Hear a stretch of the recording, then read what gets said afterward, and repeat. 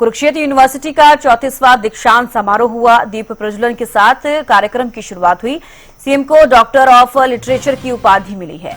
दीक्षांत समारोह में सीएम को मानद उपाधि से भी नवाजा गया है। इसरो के पूर्व अध्यक्ष एस सोमनाथ का भी सम्मान मिला है उनको भी, और राज्यपाल बंडारू दत्तात्रेय भी कार्यक्रम में शामिल हुए। शिक्षा मंत्री महिपाल डाना भी मौजूद रहे। ये दो तस्वीरें हम आपको दिखा रहे हैं। सीएम को मानद उपाधि दी गई, डॉक्टर एस सोमनाथ को भी सम्मानित किया गया है। ये तस्वीरें आप टीवी स्क्रीन पर देख पा रहे हैं। सीएम को डॉक्टर ऑफ लिटरेचर की उपाधि मिली है।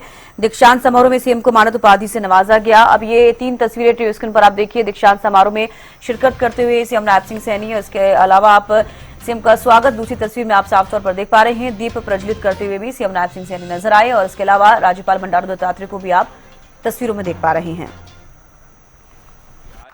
हमने ऐसे ही संस्थानों की क्षमता के बलबूते नई शिक्षा नीति को पूरी तरह से लागू किया है।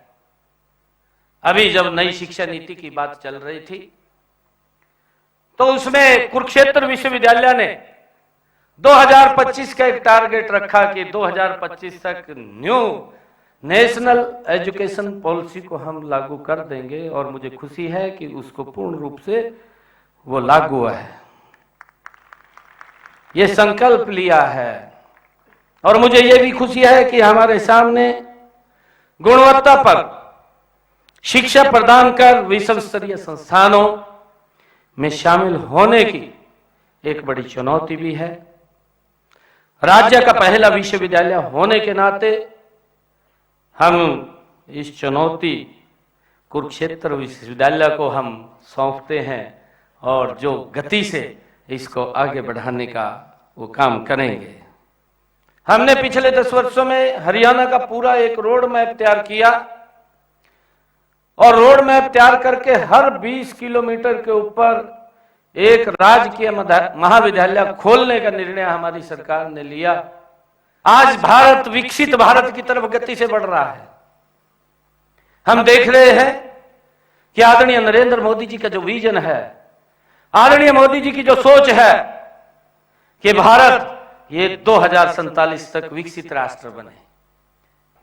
ये 2014 से पहले का समय था कि एक नौकरी लेने के लिए हमें विधायक के चक्कर काटने पड़ते थे, मंत्री के पास जाना पड़ता था, या मुख्यमंत्री के चक्कर काटने पड़ते थे, तब जाकर के कहीं सोच सकता था मां बाप कि मेरे बेटे को, बच्चे को, बच्ची को नौकरी लग जाएगी।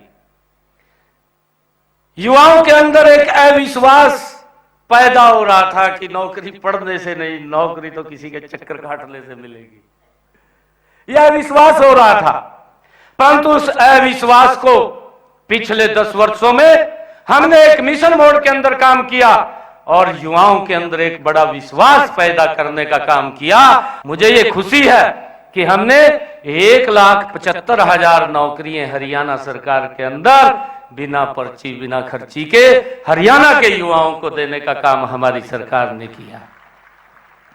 और हमने ये भी संकल्प लिया है आगे आने वाले समय के अंदर हमारी सरकार 2 लाख और नई नौकरियां बिना पर्ची खर्ची के हरियाणा के अंदर देने का